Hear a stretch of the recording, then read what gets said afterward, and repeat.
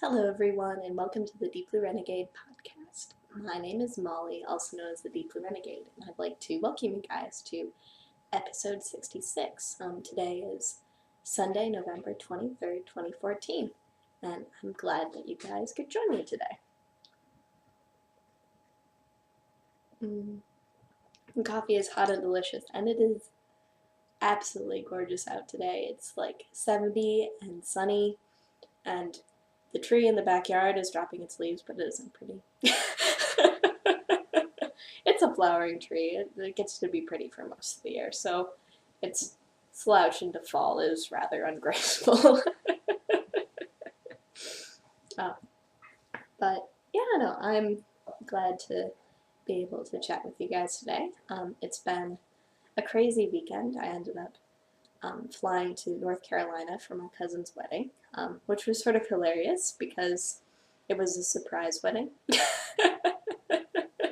As in, the ceremony was for the family, and that was in the morning.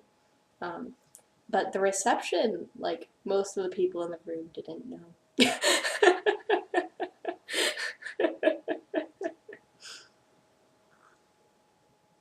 So they all applauded whenever my cousin came in his suit and his wife came in their wedding dress, but it was like, oh!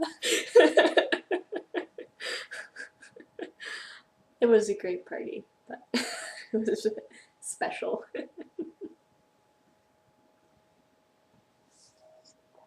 So because of that, I ended up getting a lot of, or more knitting time than I feel I usually get.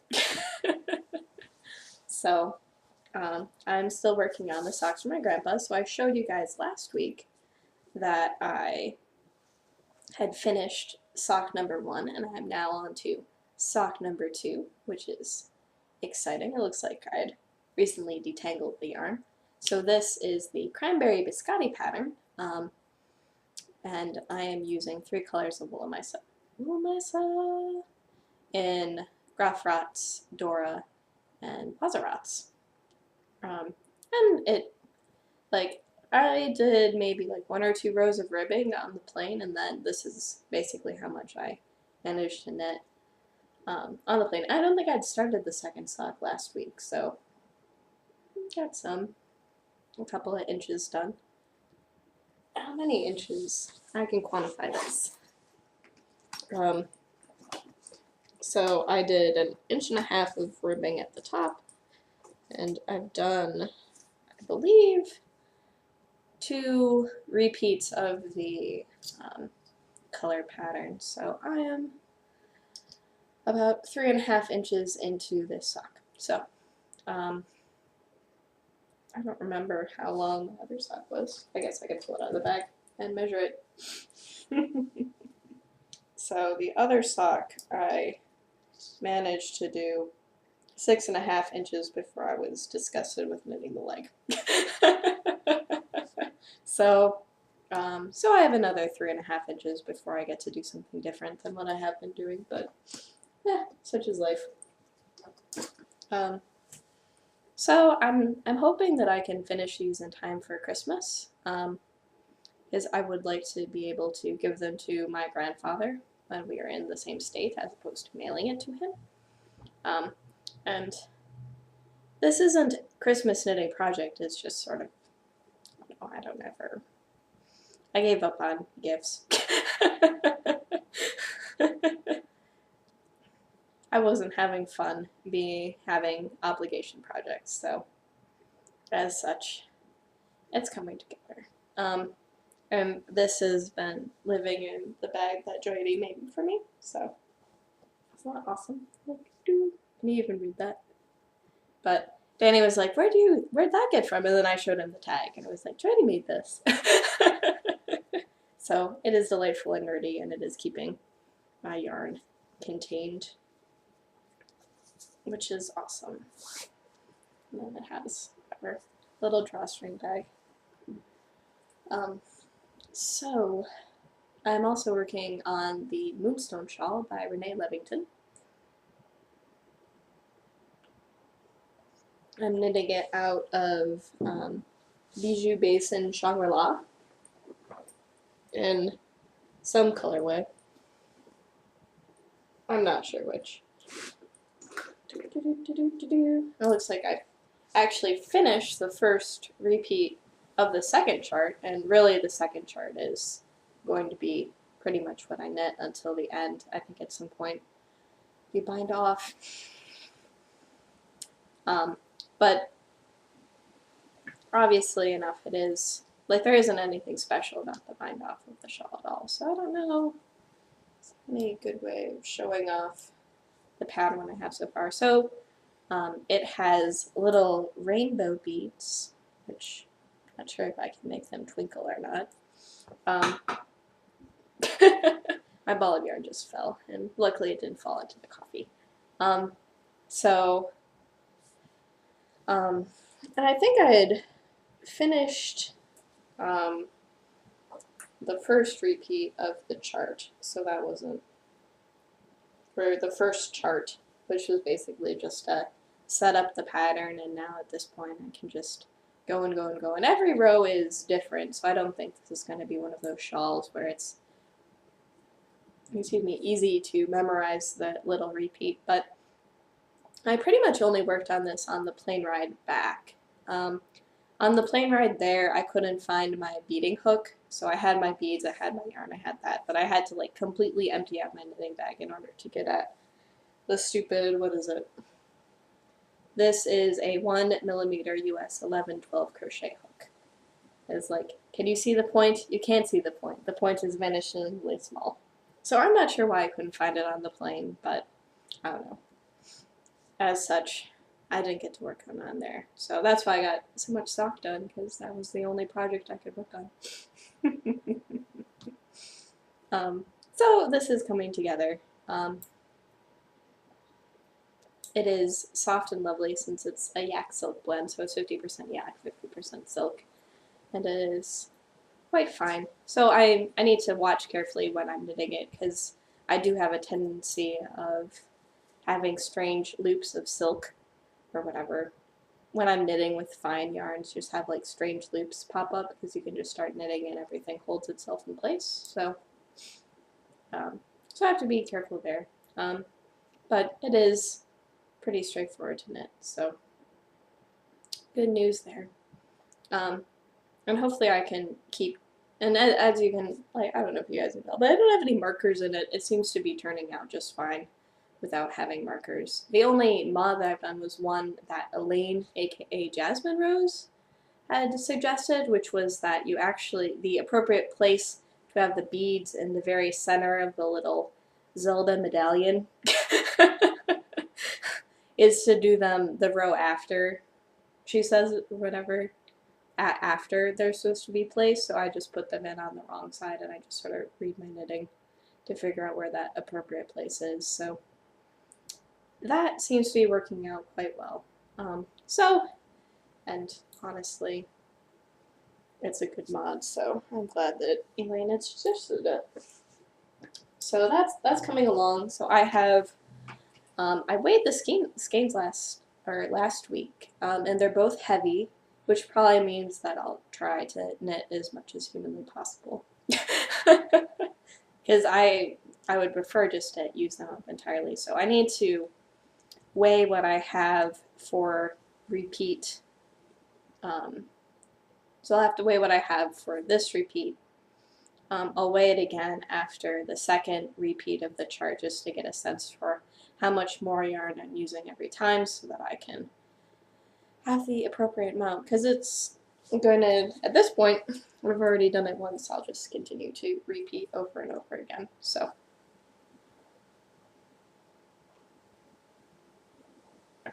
because I do have a scale, I can work these things out. But what was it? Like, I waited after that first chart repeat, and it was definitely, it was 7, it was heavy, which is always nice to, whatever, not need to worry as much about how much yardage I have.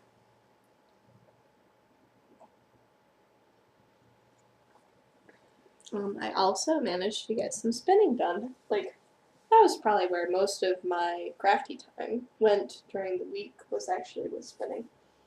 So as you can see, my spindle is empty. Woo! Has my Lorna's Laces leader on it. It still seems to be holding up, so not too bad in the grand scheme of things.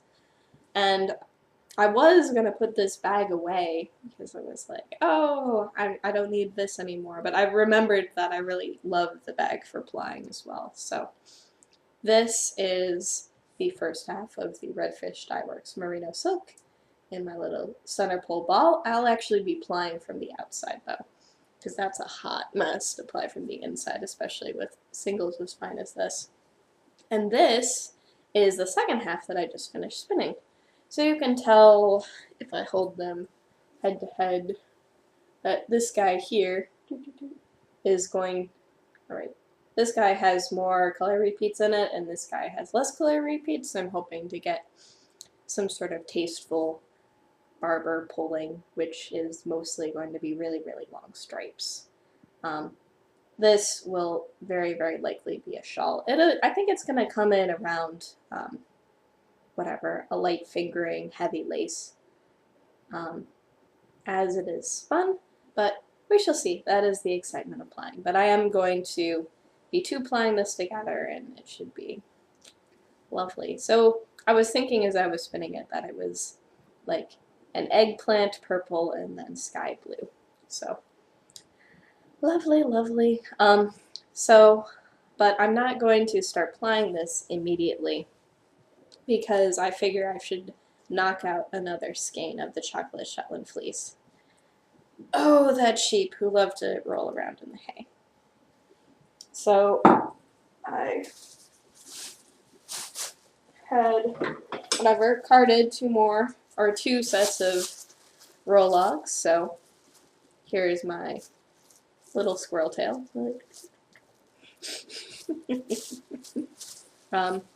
And whatever, I have my grocery bag full of fluffy roll-logs. So fluffy! And so that's actually what I'm going to be spinning this week, is I'm just going to be banging out another skein of the chocolate Shetland fleece. I seem to do a lot better when I alternate between one of these things, so I'm thinking that this is going to be the best possible way for me to continue slowly but surely working on the sweater spin, because I really do want to have the sweater with it. I'm wondering if what I would really need to do, because when we had the cold snap, what was it? That was this week, wasn't it? Like, I went out to my car Monday morning and it was covered in snow. Boggled. I was very confused. So, as a result, I ended up wearing my winter coat, which was from when my winter coat is from high school, when I was living in Michigan. And it was perfectly warm and not too warm for whatever, Dallas winter period. Obviously, the weather is totally taken a turn for the better, which I'm not going to complain about.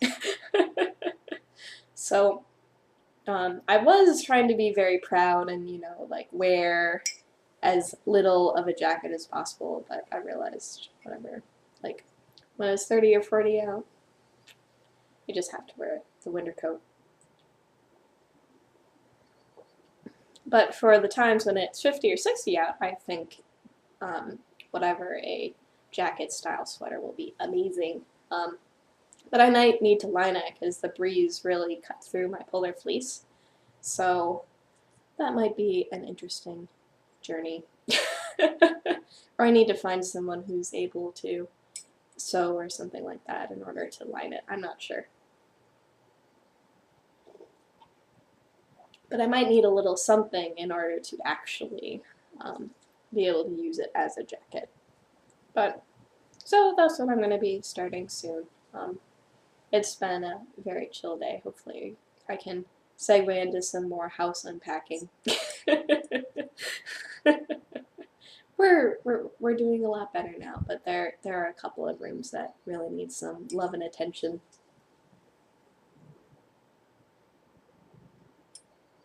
And I was like spinning away this morning in order to get done with the redfish fireworks because I really want to, whatever. I think sometime after I finish recording the podcast, like, ooh, I'm almost done, quick. Which has been, whatever, nice to be able to work on that. So the plying will be quite mindless, and hopefully it won't take too long.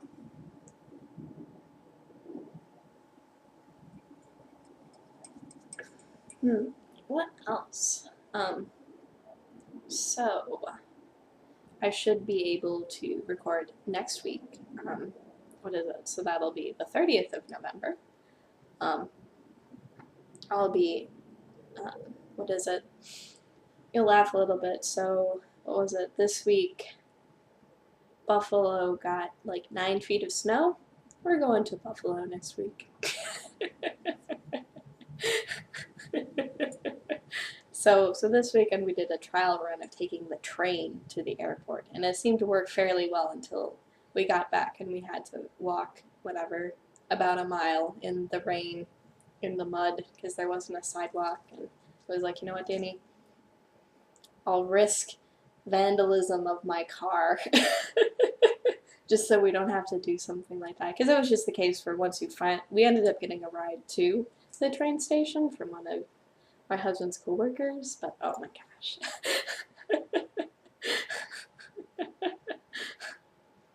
Like, it wasn't a warm welcome to whatever fit back in the drizzle. So it appears that the train works just fine and that we should not need to pay to have our cars parked at the airport, which will be lovely.